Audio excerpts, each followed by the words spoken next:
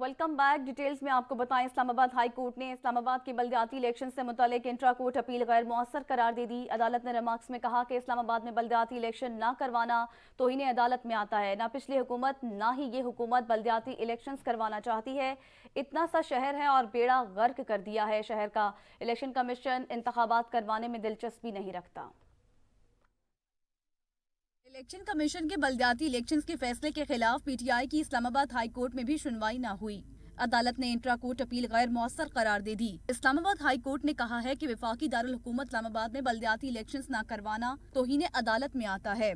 इतना सा शहर है जिसका बेड़ा गर्क कर दिया है। इलेक्शन कमीशन का ये काम नहीं कि हुकूमत की तरफ देखे। जस्टिस मोहसिन अख्तर कियानी ने रिमार्क्स दिए कि इलेक्शन कमीशन इलेक्शंस करवाने में दिलचस्पी नहीं रखता। ये बताएं, क्या वफाकी हुकूमत पहले सोई हुई थी? हम क्यों ना एडमिनिस्ट्रेटर की पावर को मुअत्तल कर दें। ना पिछली हुकूमत ना ही ये हुकूमत बल्दियाती इलेक्शंस करवाना चाहती है। अदालत ने इस्तफसार किया कि इलेक्शंस का शेड्यूल आने के बाद क्या यूनियन काउंसिल की तादाद बढ़ाई जा सकती है। सवाल ये है कि ये शहरी बगैर मुंतखब नुमाइंदों के हैं। जस्टिस मोहसिन अख्तर कियानी ने कहा कि जब असेंबली का इजलास चल रहा हो तो ऑर्डिनेंस क्यों जारी करते हैं? असेंबली नहीं चला सकते तो फिर ना बैठा करें। इलेक्शन कमीशन ने कैसे लिख दिया कि हाई कोर्ट ने हिदायत की थी इलेक्शन मुलतवी करने की? क्या इस सूरत हाल में हम इलेक्शंस करवाने का हुक्म दे सकते हैं? वफाकी हुकूमत कैसे अंडरटेकिंग देगी जो पहले सुप्रीम कोर्ट भी दे चुके?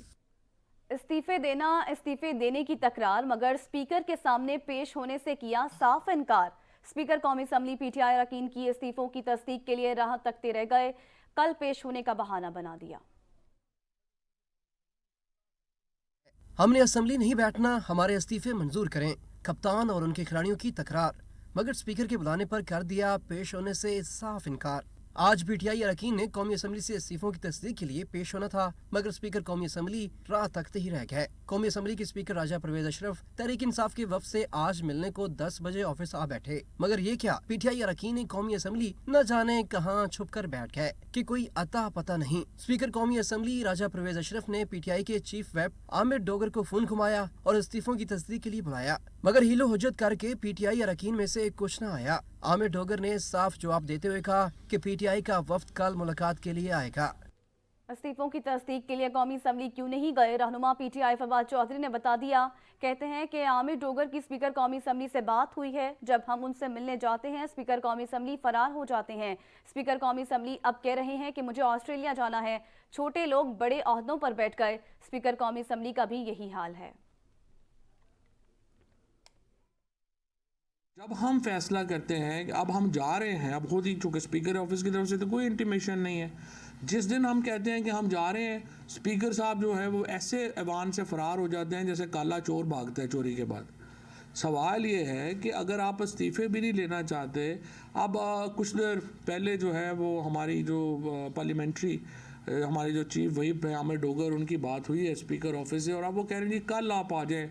मैं कल हूँगा, लेकिन कल रात को फिर मैंने ऑस्ट्रेलिया चला जाना है। मुझे तो समझ नहीं आ रही है कि एक तरफ हमारा पिटना रोना पिटना नहीं ख़त्म हो रहा कि मुल्क में डॉलर्स नहीं हैं इस वक्त, जो डॉलर जो है वो मिल नहीं रहा हमारा। उसके बाद अब सोने की शॉर्टेज हो गई है, क्योंकि अल्हम्दुलिल्लाह जो 8 महीनों में हमें सियासी इस्तेहकाम मिला है, चीज़ें मिली हैं, उसमें पहले डॉलर नहीं मिल रहे थे, अब सोना मिलना भी जो है वो मुश्किल हो गया क्योंकि लोगों ने सोना ख़रीदना शुरू कर दिया।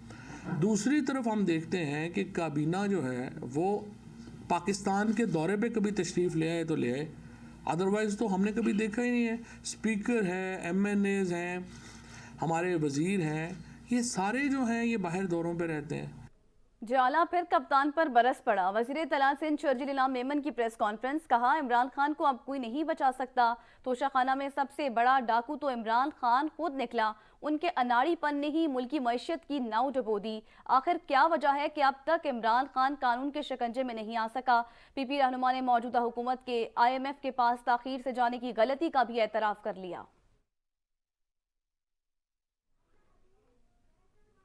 और वज़ीर ख़जाना इसहाक डार की मुल्क डिफ़ॉल्ट होने की तरदीद, पाकिस्तान क्यों डिफ़ॉल्ट करेगा? इसहाक डार का मुल्क डिफ़ॉल्ट होने की गर्दान करने वालों से सवाल। कराची में स्टॉक एक्सचेंज में तकरीब से खिताब में कहा कि पाकिस्तान का डिफ़ॉल्ट होने का कोई चांस नहीं। साबित कर सकता हूं कि पाकिस्तान डिफ़ॉल्ट नहीं होगा। पाकिस्तान के डिफ़ॉल्ट का रोना रोने वाले किसके लिए काम कर रहे हैं? मुश्किल हालात ज़रूर हैं, मगर डिफ़ॉल्ट का ख़तरा बिल्कुल नहीं है। संगीन मसाइल हैं, लेकिन हमें उनका हल निकालना है। हम रोज सुनते हैं जी डिफॉल्ट होगा, अजी डिफॉल्ट होगा, और भाई कैसे डिफॉल्ट होगा? There is no chance that Pakistan will default. इंशाल्लाह Pakistan will survive, we are managing. हाँ, टाइट पोजीशन जरूर है, वो 24 बिलियन के रिजर्व नहीं है जो 2016 में हम लेके गए थे, बट दैट इज नॉट हुकूमत fault, that is not my fault. The fault is in the system and we must ensure कि पाकिस्तान को सब आगे लेके चलें। पाकिस्तान आगे जा सकता है और इंशाल्लाह पाकिस्तान आगे जाएगा। हम, मैं हूं ना हूं, आप हो ना हो, पाकिस्तान है ब्यूटीफुल फ्यूचर। और अगर हम मिलके इंशाल्लाह अभी भी करेंगे, फिर शुरू हो गया एक रेटोरिक कि ये बॉन्ड पे नहीं होगा। अच्छा जी, बॉन्ड पे नहीं होगा, उस पर स्पेकुलेशन शुरू हो गई। बॉन्ड पे हो गया, अब अभी फिर वो जो सूडो इंटेलेक्चुअल्स हैं दे कीप कमिंग, वो लोग हैं जो पाकिस्तान को इस नहज पे लाने वाले हैं। लेट बी कॉन्शियस, आप उनकी बात मत सुने, आप डिसेमिनेट करें इंफॉर्मेशन कि पाकिस्तान इंशाल्लाह डिफॉल्ट नहीं करेगा। I can take anybody into any discussion कि मैं आपको साबित कर सकता हूं इंशाल्लाह पाकिस्तान डिफॉल्ट नहीं करेगा। खौफ लीगी रहनुमा तारिक बशीर चीमा की भी ज़राअत और मईशत को लेकर तनकीद। गंदम दरामद करने का जिम्मेदार साबिक हुकूमत को ठहरा दिया। प्रेस कॉन्फ्रेंस में कहा कि मुल्की मईशत किसान से जुड़ी है, उनकी मुश्किलात ख़त्म करके ही मुआशी बहरान से निकला जा सकता है। हमें आज ज़रूरी मसनूआत दरामद करना पड़ रही हैं। बलोचिस्तान और सिंध में हालिया सैलाब की वजह से फसलें तबाह हुई। सोइंग अभी चल रही है, तो अल्हम्दुलिल्लाह अभी तक का जो ये कल तक की रिपोर्ट है, 91% जो हमारा टारगेट था सोइंग का गंदम का, वो ऑलमोस्ट हमने अचीव कर लिया है। और अभी भी मेरे ख्याल में कुछ 2-4-5 दिन हैं और सोइंग के, तो उम्मीद है कि ये थोड़ा सी परसेंटेज जो है, ये पंजाब का जो टारगेट था वो 16.48 मिलियन एकड़ था और उसकी जो अचीवमेंट है वो 16.3 मिलियन एकड़ है। कुछ 97%, 97% उन्होंने अचीव किया है। सिंध में 2.79 था मिलियन एकड़, उसमें 2.07 एकड़, वो भी कोई तकरीबन 74% अचीव हो गया। KPK का 2.22 मिलियन एकड़ था, वो 1.89 मिलियन एकड़ अचीव हो गया। और हम खबर दें आपको, फैसल बावडा सेनेट रुकनीत से मुस्ताफी हो गए। ज़राए के मुताबिक फैसल बावडा ने अपना इस्तीफा चेयरमैन सेनेट सादिक संजरानी को पेश कर दिया। फैसल बावडा ने सुप्रीम कोर्ट के अहकामात की रोशनी में इस्तीफा दिया। फैसल बावडा PTI के टिकट पर 2018 में सेनेटर मुंतखब हुए थे। आपको बता रही हैं कि फैसल बावडा सेनेट रुकनीत से मुस्ताफी हो गए हैं। ज़राए के मुताबिक फैसल बावडा ने अपना इस्तीफा चेयरमैन सेनेट सादिक संजरानी को पेश कर दिया है। फैसल बावडा ने सुप्रीम कोर्ट के अहकामात की रोशनी में इस्तीफा दिया। फैसल बावडा PTI के टिकट पर 2018 में सेनेटर मुंतखब हुए थे।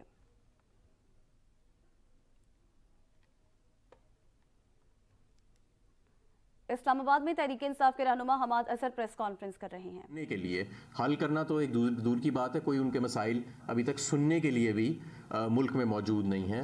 और दोनों हमारे इंडस्ट्री और कॉमर्स के जो वज़ीर हैं, उनका नाम भी हमें नहीं मालूम कि वो लोग कौन हैं। इसी तरह आप तवानाई के शोबे में देखें तो तवानाई के शोबे में इस वक्त इंडस्ट्री आपकी आधी बंद पड़ी है, उसका भी लोड मौजूद नहीं है ग्रिड के ऊपर।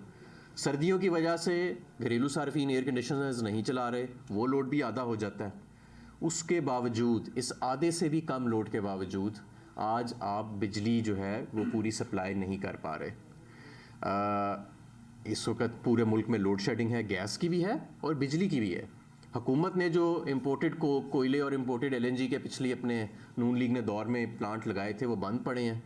उन पे हम अरबों रुपए रोज़ाना के हिसाब से कैपेसिटी पेमेंट्स दे रहे हैं बंद प्लांट्स के ऊपर। उनका इम्पोर्टेड ईंधन मंगाने के लिए डॉलर नहीं है, और अगर डॉलर होए भी तो फिर जो महंगी बिजली वो बना रहे हैं, LNG प्लांट्स इस वक्त तकरीबन 28 रुपये यूनिट की बिजली और इम्पोर्टेड कोयला तो 40 रुपये यूनिट की बिजली बनाएगा।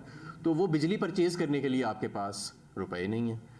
तो ये भी एक इनकी, और क्या करना है आगे, फर्नेस ऑयल के प्लांट्स कितना चल रहे हैं, कितना नहीं चल रहे, आपके मुल्क में LNG प्लांट्स कितना चल रहे हैं, आपकी लोकल गैस कितनी डिवर्ट की गई है उनको चलाने के लिए और इस क्राइसिस से बचाने के लिए। अभी तक इसका हमें कोई किसी किस्म का, किसी हमारे एनर्जी के वज़ीर ने, बिजली के या पेट्रोलियम के वज़ीरों ने, जो 3-4 लोग इस वक्त चला रहे हैं, किसी ने आज तक हमें कोई मंसूबा नहीं बताया कि ये क्या करना है। और इतना बड़ा बहरान पहले सर्दियों के अंदर तवानाई के शोबे में कभी नहीं आया। और दोनों तवानाई के जो आपके वज़ीर हैं, वो इस वक्त गायब हैं और वो भी शायद बैरून मुल्क दौरों पे के ज़्यादा शौकीन हैं। हमने अपने दौर में IGSEP किया, वेकॉग किया, बिजली ज़्यादा कंज्यूम करने के लिए हम पैकेजेस देते थे, लेकिन कोई इन्होंने उन चीज़ों को एक्सिक्यूट नहीं किया, इन चीज़ों को वो आगे लेके नहीं चले। अगर आगे लेके चला जाता तो आज ये बहरान बहुत कम होता। इसी तरह रूस से सस्ता तेल लेना था, 8 माह 9 माह तो कहते रहे कि जी हम ले ही नहीं सकते, उनका तेल हमारे यहाँ चलता नहीं है। मिफ्ता साहब कहते थे कि अमेरिका की सैंक्शंस लग जाएंगी। 8-9 माह बाद अब याद आया कि तेल चल भी सकता है और लेना भी चाहिए था, लेकिन वो महंगाई की लहर आ गई, डॉलर आपके ख़त्म हो गए महंगा तेल लेके। मैं आपको ये भी बताऊं कि मई जून के महीने में PDM हुकूमत ने ज़रूरत से ज़्यादा महंगे तरीन रेटों पे, कोई $113 के करीब पे आलमी मंडी से दबा के तेल ख़रीदा जो इनकी ज़रूरत से ज़्यादा था। और बहुत ज़्यादा जो महंगाई की लहर उन महीनों में आई, उसकी एक वजह ये थी कि वो जो इन्होंने गलत परचेज़ की थी। LNG ख़रीदा गया उस वक्त महंगे दामों के ऊपर। वो जो LNG महंगे दामों के ऊपर ख़रीदा गया उस वक्त ज़रूरत से ज़्यादा, उसकी कॉस्ट आज तक रिकवर नहीं हो सकी। वो भी सर्कुलर डेट के अंदर वो 4-5 कागज़ जो इन्होंने ज़रूरत से ज़्यादा लिए वो ऐड हो गए और आज इनके पास इनके दोनों प्लांट्स बंद पड़े हैं। तो ये इनकी मनसूबा साजी है इस वक्त। तो ये मैं कहता हूँ कि ये सेमी फंक्शनल भी नहीं, ये एक नॉन फंक्शनल रजीम है जो इस वक्त चल रही है। मईशत आपकी बतदरीज बिगड़ रही है, लोगों के अंदर इतनी मायूसी है कि जिसको हम बयान नहीं कर सकते। हम सड़कों पर चल रहे होते हैं तो लोग हमें रोक रोक के, ख़ास तौर पे नौजवान हमें पूछते हैं कि इस मुल्क का क्या मुस्तकबिल है, और ये जिस तरह इनको हमारे ऊपर मुसल्लत किया गया। अब मैं दूसरी बात जो सबसे ज़रूरी है कि ये जो आजकल एक ढंढोरा पीटा जा रहा है कि जी क्योंकि PDM हुकूमत से मईशत तो चली नहीं और ना तवानाई का शोबा चला, ना सनत का, मुल्क ही नहीं चल रहा, तो अब क्यों ना हम एक टेक्नोक्रेटिक सेटअप जो है उसकी तरफ चले जाएं और ये फीलर्स और टीजर्स जो हैं वो छोड़े जा रहे हैं। मैं आपको ये बताना चाहता हूँ कि PDM हुकूमत की नाकामी जमहूरियत की नाकामी नहीं है। ये कोई जमहूरी सेटअप नहीं है जो हमारे ऊपर मुसल्लत किया गया है। ये तो चंद लोगों के ताल्लुकात की बुनियाद पे, चंद लोगों की मनपसंद लोगों को हमारे ऊपर मुसल्लत किया गया एक साजिश के तौर पे कि इमरान खान को इक़्तिदार से अलहदा किया जाए, वो बहुत मजबूत होता जा रहा है। ये जमहूरी तरीके से ये लोग हमारे ऊपर मुसल्लत नहीं हुए और ये किसी को जवाबदेह भी नहीं है। जो जमहूरी आदमी होता है उसने वापस पब्लिक के पास जाना होता है जवाबदेही के लिए। यही वजह है कि ये परफॉर्म नहीं कर रहे, क्योंकि इनकी पॉलिसियाँ जो हैं वो बगैर किसी मैनिफेस्टो के, बगैर किसी पॉलिसी के ये हमारे ऊपर मुसल्लत हुए और इन्हें पता है कि इन्होंने जवाब किसी और घर को देना है, इन्होंने अवाम को जवाब नहीं देना, इसलिए ये अपनी परफॉर्मेंस पे भी इतना फोकस नहीं है। इमरान खान साहब तो हर महीने कभी इंडस्ट्री की मीटिंग्स ले रहे हैं, कभी तवानाई की मीटिंग्स ले रहे हैं, कभी नए पैकेजेस आ रहे हैं जिसकी बुनियाद के ऊपर पूरा मुल्क आपका 6% इकोनॉमिक ग्रोथ के ऊपर चला गया था। आपके ज़र मुबादला के ज़खायर 21 अरब डॉलर तक चले गए थे। तो ये सारी चीज़ें मेहनत के साथ हुई थी, ये सारी चीज़ें हमें पता था कि हमने लोगों को जवाब देना है। इन लोगों ने तो किसी से कोई वादा भी नहीं किया, तो इन्होंने जवाब क्या देना, ये तो कहीं और से आए हैं और कहीं और को ही प्यारे हो जाएंगे। तो लिहाजा इसको PDM हुकूमत की नाकामी को जमहूरियत की या सियासतदानों की नाकामी ना समझा जाए। ये नाकामी एक ख़ास साजिश की थी, एक रजीम चेंज ऑपरेशन की थी और ये एक कॉन्फ्रेंस आपने मुलाहिजा की। वक्त हुआ एक ब्रेक का, साथ रहिएगा। PTI रहनुमा इस्लामाबाद में न्यूज़ कॉन्फ्रेंस कर रहे हैं। सूरत हाल में क्या होता है? ऐसी सूरत हाल में ये होता है कि आपको ज़िंदगी की आम अशिया जो हैं वो फिर मिलना बंद हो जाती हैं। लंबी लंबी क्यूज़ होती हैं पेट्रोल स्टेशंस के ऊपर, आम चीज़ों के ऊपर। आपको जो इंपोर्टेड आइटम्स हैं ख़ास तौर पे वो आपको मिलनी बंद हो जाती हैं, उनकी ब्लैक मार्केट शुरू हो जाती है और अमन व अमान की सूरत हाल ख़राब होती है क्योंकि बेरोज़गारी बहुत बढ़ जाती है। आपकी तमाम लोकल सनत जो है वो बंद होना शुरू हो जाती है और महंगाई, अभी तो हम 25-30% की महंगाई की बात कर रहे हैं ना, जो हम देख रहे हैं। फिर महंगाई आपकी हाइपर इन्फ्लेशन में चली जाती है, यानी 70%, 80%, जैसे तुर्की में इस वक्त 85% इन्फ्लेशन है, इससे भी ज़्यादा बढ़ जाती है। हर महीने के हिसाब से कीमतें, यानी आपके रुपए की कदर जो है वो बिल्कुल बेकार, एक कागज़ का टुकड़ा सिर्फ बन जाता है। तो ये खुदा अल्लाह करे कि ये वक्त कभी ना आए, लेकिन जिस नहज पे मामलात को ले जाया जा रहा है, मैं समझता हूँ कि कोई संजीदा मनसूबा साजी नहीं हो रही। इसहाक डार साहब 2-3 दफ़ा पहले वज़ीर ख़ज़ाना रह चुके हैं। जब भी ये वज़ीर ख़ज़ाना बने तो मईशत के अंदर एक बहुत बुरा क्राइसिस आया। पिछली दफ़ा जब ये वज़ीर ख़ज़ाना बने थे तो उस वक्त कमोडिटी प्राइसेस लो थी, मुल्कों के रिज़र्व्स बढ़ रहे थे, पाकिस्तान में ये डॉलर्स की शॉर्टेज क्रिएट कर गए और अभी भी जिस मंतक पे ये लगे हुए हैं, कोई भी संजीदा माशी माहिर जो है वो मैं नहीं समझता कि इनकी पॉलिसीज़ को रेटिफाई करेगा या इनकी पॉलिसीज़ को समझ भी सकेगा। इनकी एक अपनी मंतक है और उस मंतक के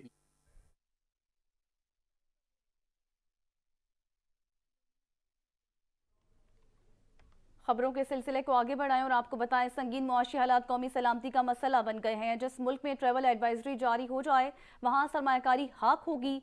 साबिक वज़ीर दाखिला शेख रशीद के फिर ट्वीट में सियासी खरीफों पर वार, लिखा 13 पार्टियां और उनके हमनवा इमरान खान को जबरदस्ती धमकी से असम्बली बुलाकर मुआशी तबाही में शरीक करना चाहते हैं।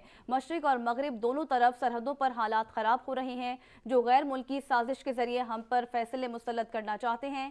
केयर टेकर पर सोच विचार शुरू हो गई है।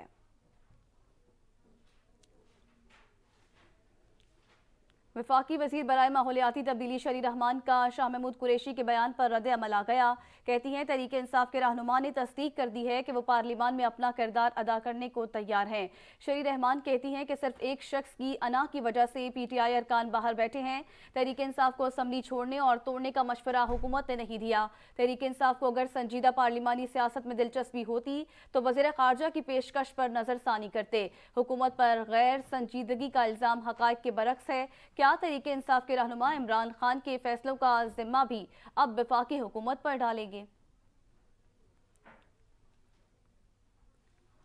PTI रहनुमा मौजूदा सियासी और मुआशी सूरत हाल को लेकर वफाकी हुकूमत के खिलाफ फट पड़े। मुल्क कितना तबाह करेंगे? असद उमर ने सवाल उठा दिया। फवाद चौधरी ने कहा कि बहरान से निकलने का वाहिद हल इलेक्शन ही है। इमरान इस्माइल बोले वफाकी हुकूमत राह फरार ढूंढ रही है।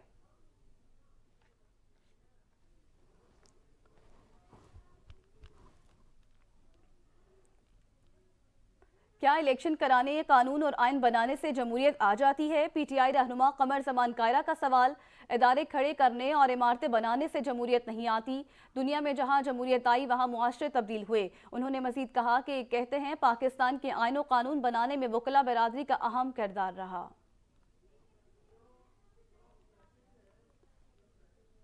वज़ीर आज़म शहबाज शरीफ मुआशरी मसाइल को लेकर तहरीक इंसाफ की हुकूमत पर बरस पड़े। वफाकी काबीना की बैठक में PTI हुकूमत का सस्ता तेल और गैस ना खरीदना गफलत करार दे दिया। वज़ीर आज़म ने इलेक्ट्रिक बाइक्स के हवाले से एक तफसीली प्लान इक्तसादी राबिता कमेटी में पेश करने की हिदायत जारी की। दहशत गर्दी के खिलाफ मुसलसल जिद्दोजहद पर सिक्योरिटी फोर्सेज को खराज तहसीन पेश किया गया। तवानाई बजट प्लान पर सूबों से होने वाली मुशावरत पर वज़ीर दिफा ख्वाजा आसिफ ने ब्रीफिंग दी। वज़ीर आज़म ने किसान पैकेज पर अमल दरामद तेज करने की हिदायत कर दी। एलामिया भी जारी कर दिया गया।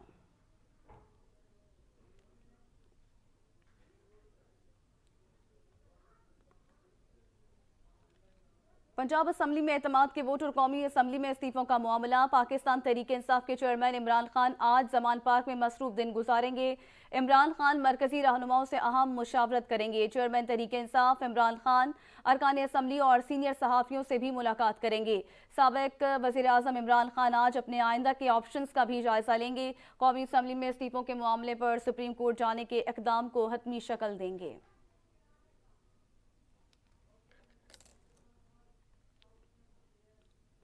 लाहौर असातिज़ा का एहतजाजी काफिला जमान पार्क पहुंच गया। जमान पार्क के बाहर सिक्योरिटी हाई अलर्ट कर दी गई। आपको बता रहे हैं कि लाहौर असातिज़ा का एहतजाजी काफिला जमान पार्क पहुंच गया है और जमान पार्क के बाहर सिक्योरिटी हाई अलर्ट कर दी गई है। इमरान खान की रिहाइशगाह को जाने वाले रास्ते बैरियर्स लगाकर बंद कर दिए गए हैं। पुलिस की इजाफी नफरी तैनात कर दी गई है।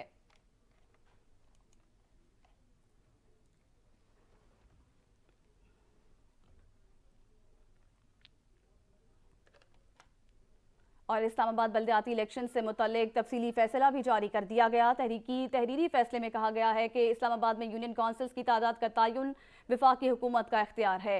इलेक्शन कमीशन की जानिब से इस्लामाबाद में बल्दियाती इलेक्शन के हवाले से जारी करदा तहरीरी फैसले में कहा गया कि इलेक्शन कमीशन यूनियन काउंसिल्स की तादाद के मुताबिक हल्का बंदी का पाबंद है। बल्दियाती कानून में पार्लियामान में तरमीम करके सदर को भिजवा दी है। तरमीम के मुताबिक मेयर का इंतखाब बराह रास्त और इलेक्शन के दिन ही होगा। इस्लामाबाद हाई कोर्ट के अहकामात वाज़ेह हैं कि सूरत हाल में इंतखाबी शेड्यूल जारी नहीं हो सकता।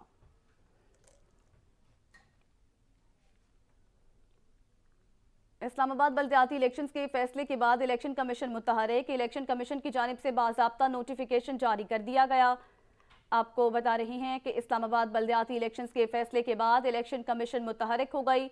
इलेक्शन कमीशन की जानिब से बाज़ाब्ता नोटिफिकेशन जारी कर दिया गया है। Welcome back. डॉलर के सामने रुपए की पसपाई, अमरीकी नोट ने फिर छलांग लगाई। हरा नोट मजीद महंगा बिकने लगा। रुपया बेचारा अपनी कम मायगी पर नादम होकर रह गया। इंटरबैंक में आज डॉलर 35 पैसे महंगा होने के बाद 226 रुपए 50 पैसे का हो गया।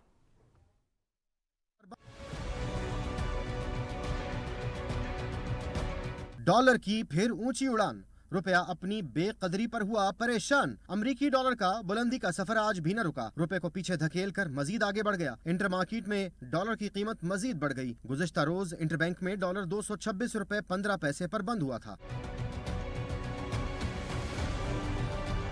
दूसरी जानिब पाकिस्तान स्टॉक एक्सचेंज के कदम भी कारोबारी दिन का आगाज होते ही उल्टे पड़ने लगे। PSX के 100 इंडेक्स में कारोबार का मनफी रुझान से आगाज हुआ, जिसके बाद सरमायाकारी करने वालों का एतमाद भी टूटने लगा और हिस्सेस की खरीदो फरोख्त में कमी आने लगी।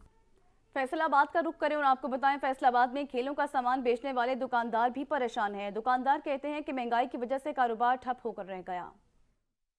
जी बिल्कुल, इस वक्त महंगाई मुल्क भर में अरूज पर है। इसी तरह अगर बात की जाए स्पोर्ट्स के मुतल्लिका अशिया की, तो मेरे साथ एक दुकानदार मौजूद है। मैं उनसे जानता हूँ कि महंगाई की वजह से आपकी सेल पर कोई असर पड़ा है और मामला तो आपके कैसे जा रहे हैं। जी भाई बताइए। ਤੁਸੀਂ ਅਸਰ ਦੀ ਗੱਲ ਕਰਨ ਦੇ ਹੋ ਕਿ ਸਾਡੀ ਬਿਲਕੁਲ ਸਪੋਰਟਸ ਜਿਹੜੀ ਮਾਰਕੀਟ ਹੈ ਨਾ ਬਿਲਕੁਲ ਡੈਡ ਹੋ ਚੁੱਕੀ ਹੋਈ ਹੈ, ਕਿਉਂਕਿ ਮਹਿੰਗਾਈ ਸਰ ਇੰਨੀ ਹੈਗੀ ਹੈ, ਇੰਨੀ ਜ਼ਿਆਦਾ ਮਹਿੰਗਾਈ ਹੋ ਗਈ ਹੋਈ ਹੈ ਕਿ ਲੋਕਾਂ ਕੋ ਖਾਣ ਪੀਣ ਨਹੀਂ ਪੂਰਾ ਹੋ ਰਿਹਾ ਹੈਗਾ ਕਿ ਸਾਡੇ ਕੋ ਉਹਨਾਂ ਨੇ ਵਿਚਾਰਿਆਂ ਨੇ ਸਪੋर्ट्स के मुतल्लिका की परचेज करना ना वास्ते। जैसा कि आपने दुकानदार की बात सुनी कि महंगाई इतनी ज़्यादा है कि लोगों का दाल दलिया, घर के मामला, बिजली के बिल और दीगर जो मामलात हैं वो सर्वाइव नहीं कर रहे हैं। हमारे पास कस्टमर तभी आता है जबकि उसके जेब में इजाफी पैसे होते हैं, तब वो कहता है कि चले अपने बच्चों को बैट, गेंद और दीगर जो स्पोर्ट्स से मुतल्लिका चीज़ें हैं वो परचेज कर दें। लेकिन मुल्क भर में महंगाई की शरह में इजाफे का सिलसिला थम ना सका। वफाकी दारुल हुकूमत इस्लामाबाद में बढ़ती महंगाई ने शहरियों को हिला कर रख दिया। शहरी महंगे दामों सब्जियां और फल खरीदने पर मजबूर हैं।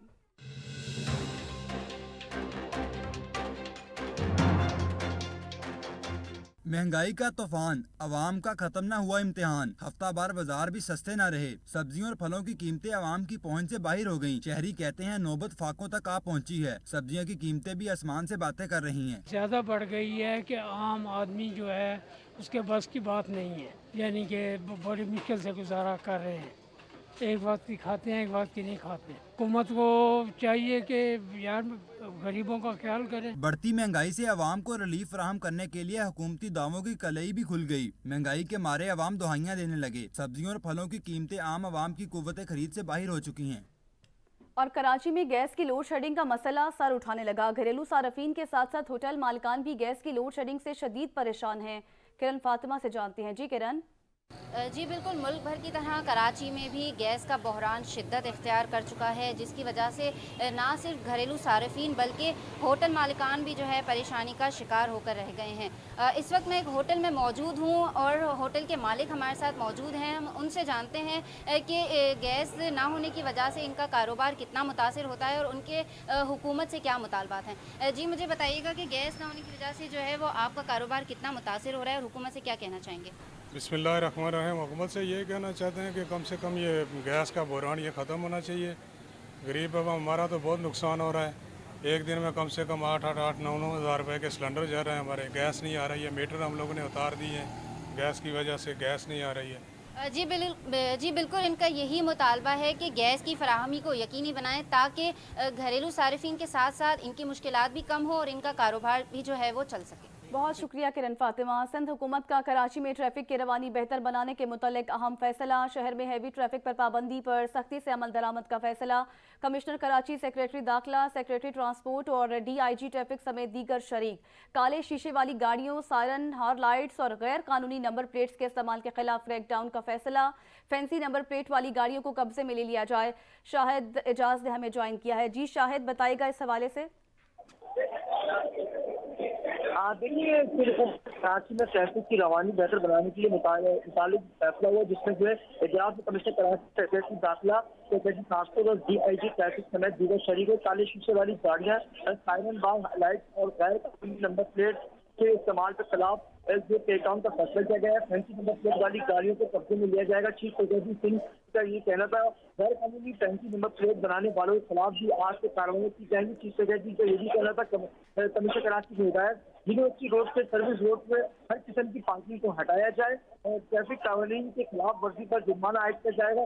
रवा साल में अब तक 15,704 ड्राइवर को खिलाफ वर्जी पर गिरफ्तार किया गया। DIG का कहना था रवा साल में अब तक 3421 गाड़ियों को फैंसी सर्टिफिकेट मौसूल किया गया था, जिसमें ट्रैफिक कानून के खिलाफ वर्जी की चलान की रकम दीगर सूबों में 3 से ज्यादा है। जल्द जुर्माने की रकम भी बढ़ाई जाएगी। चीफ सेक्रेटरी का इनका ये कहना था कि चलान की देखा को भी ड्राइविंग लाइसेंस के साथ मुंसलिक का फैसला करने का, जिसमें से सेक्रेटरी एक्साइज और सेक्रेटरी DIG ड्राइविंग लाइसेंस पर मुश्तमिल कमेटी कायम कर दी गई थी। बहुत शुक्रिया शाहिद एजाज, आप हमें तफसीलन अपडेट कर रहे थे। लाहौर हाई कोर्ट ने स्कूल कॉलेजेस में मौसम सरमा की मजीद एक हफ्ते की छुट्टियों में तौसी का तहरीरी हुक्मनामा जारी कर दिया। लाहौर हाई कोर्ट के जस्टिस शाहिद करीम ने 2 सफ़ात पर मुश्तमिल तहरीरी हुक्म जारी किया। तहरीरी हुक्मनामे में कहा गया है कि एडिशनल एडवोकेट जनरल छुट्टियों से मुतल्लिक तौसी के अहकाम का महकमा एजुकेशन को आगाह करें। एडिशनल एडवोकेट जनरल महकमा एजुकेशन को 1 हफ्ते की छुट्टियों में तौसी का नोटिफिकेशन जारी करवाए। अदालत का हुक्मनामा तमाम तालीमी इदारों, हायर एजुकेशन समेत मुतल्लिका डिपार्टमेंट्स पर लागू होगा। अदालत ने गुज़श्ता रोज स्कूल्स और कॉलेजेस की छुट्टियों में इजाफे का हुक्म दिया था। जाता दिसंबर भीगने को तैयार। बलोचिस्तान में बारिशों के मगरबी सिस्टम ने दस्तक दे दी। मुल्क भर में मौसम अबर आलूद होने को मौसम का हाल बताने वालों ने पेश गोई कर दी। मगरबी बलोचिस्तान और गिलगित बल्तिस्तान में बादल बरसने के साथ साथ पहाड़ों पर बर्फ भी उतरेगी। माह दिसंबर का आखिरी हफ्ता बलोचिस्तान में बारिशों के मगरबी सिस्टम ने दस्तक दे दी। बारिशों के सिलसिले से बलोचिस्तान भर में कड़ाकेदार सर्दी का भी इम्कान है, जबकि बर्फबारी से मौसम यख बस्ता हो जाएगा। मुल्क के बेशतर इलाकों में मौसम सर्द और मतला जज़वी अबर आलूद रहने का इम्कान है। महकमा मौसमियात के मुताबिक कोयटा, चमन, ज़ियारत, सिब्बी, यौब, बारखान, खरनाई और कला अब्दुल्ला में बारिश मुतवक्के है। कला सैफुल्ला, नसीराबाद, कलात, तुरबत, जेवानी, गवादर, पंजगोर में हल्की बारिश हो सकती है। सक्खर, लाड़काना, हैदराबाद, मोहनजोदाड़ो में मतला जुज़वी अबर आलूद रहेगा। पहाड़ों का मौसम भी पलटा खाएगा। नुकंडी, दलबदीन और चागी में बारिश और पहाड़ों पर बर्फ की चांदी उतरेगी, जबकि गिलगित बल्तिस्तान में भी पहाड़ नकराई ताज पहनेंगे। और पंजाब के मंजरनामे पर धुंध का राज बरकरार। सूबे भर से धुंध न खत्म हुई। मैदानी इलाकों में धुंध का राज बरकरार। अहम शहराएं बंद, ट्रेनें ताखीर का शिकार, परवाजें भी मुतासिर होकर रह गई।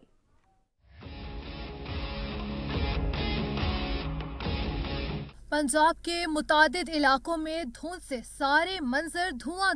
धुंध ने निज़ाम जिंदगी भी मुअत्तल करके रख दिया।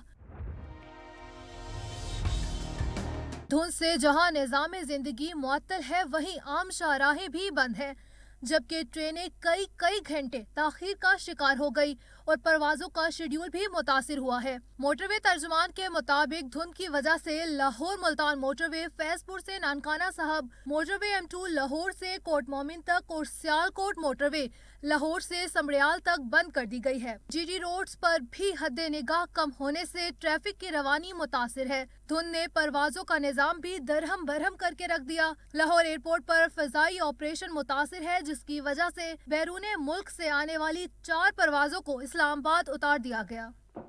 साल 2022 पाकिस्तान रेलवे के लिए मुश्किलात का साल साबित हुआ, मगर नवंबर में आने वाली नई कोचेस ने पाकिस्तान रेलवे और मुसाफिरों के लिए एक नई उम्मीद की किरण जगा दी। तफसीलात जानते हैं नबील लखवी से, जो इस वक्त नई कोचेस के अंदर मौजूद हैं। जी नबील, बताइएगा।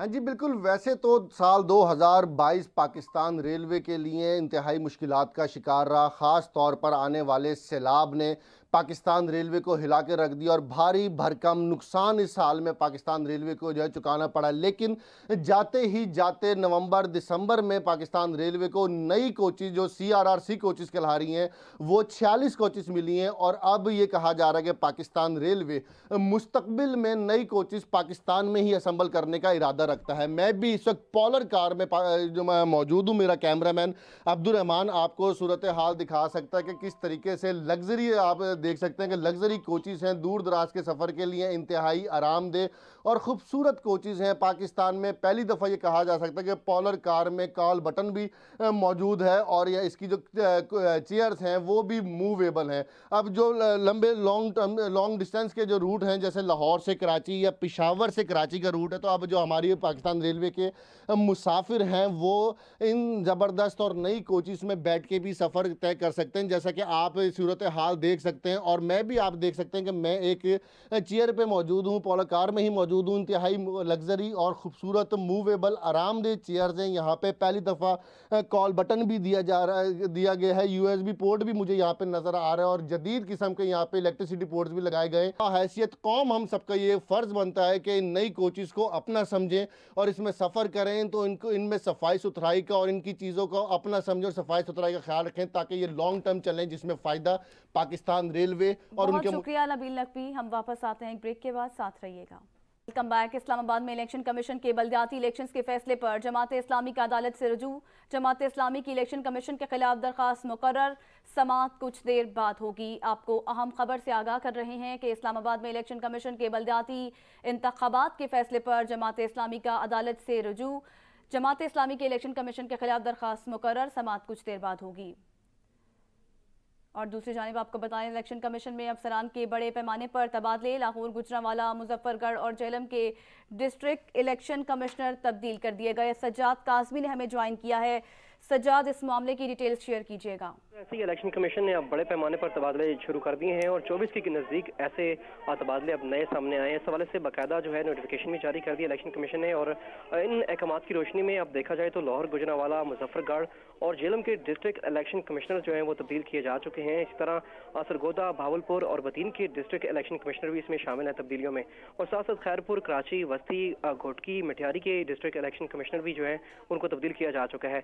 इसी तरह कुछ ऐसे भी इलेक्शन कमिश्नर डिस्ट्रिक्ट हैं जिनको सेंटर यानी कि वफाक में भी भेजा गया है, जिनमें अगर देखा जाए मोहम्मद फरीद अफरीदी हैं, इस तरह शाहिद इकबाल हैं, सईद नदीम हैदर हैं, इब्रार अहमद जतोई हैं और इस तरह मोहम्मद नासिर खान है।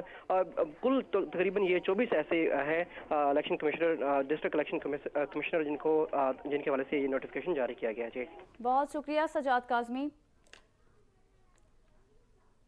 साल 2022 में सियासतदानों ने आईनी और कानूनी उमूर के लिए लाहौर हाई कोर्ट से रुजू किया। मरियम नवाज, बुज़दार और मोने सलाही को बड़े रिलीफ मिले और कुछ के हिस्से में रिलीफ ना आया। सारा साल अहम तरीन केसेस की वजह से अदालत आलिया तवज्जो का मरकज रही। तफसीलात नबील नकवी की इस रिपोर्ट में।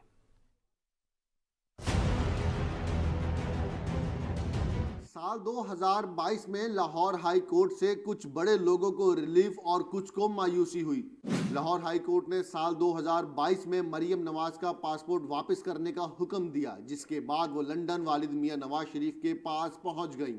तोशा खाना और ममनू फंडिंग केस में इमरान खान के खिलाफ FIA की कार्रवाई रुकी और साल के आखिरी महीने दिसंबर में अदालत ने परवेज इलाही को बतौर वजीर आला बहाल किया। साल 2022 में लाहौर हाई कोर्ट ने हमजा शहबाज का वजीर आला का इलेक्शन करवाने और हलफ लेने का हुक्म दिया। मोनी सलाही को मनी लॉन्ड्रिंग केस में बरी किया गया, जबकि शरीफ फैमिली की रमजान शुगर मिल्स को NOC जारी करने और 16 नून लीगी अरकान को पंजाब असम्बली की कार्रवाई में हिस्सा लेने की इजाजत भी दी गई। लाहौर हाई कोर्ट ने मॉडल टाउन की दूसरी JIT के खिलाफ केस की समाअत जारी रखी। उस्मान बुज़दार के खिलाफ एक्साइज इंक्वायरी बंद करने और अलीम खान के खिलाफ एंटी करप्शन नोटिस मुअत्तल हुए। रफ़ाए आमा के केसेस में स्मोक की रोकथाम के हवाले से स्कूलों को हफ्ते में 3 रोज बंद रखने, बाजारों को रात 8 बजे और बाद में 10 बजे तक बंद रखने के इक़दामात से मुताल्लिक हुक्मनामे जारी किए गए। नबील नकवी, सच न्यूज़, लाहौर। और इसी के साथ सच न्यूज़ स्टूडियो से फिल वक्त इतना ही। मज़ीद बाखबर रहने के लिए आप देखते रहिए सच न्यूज़।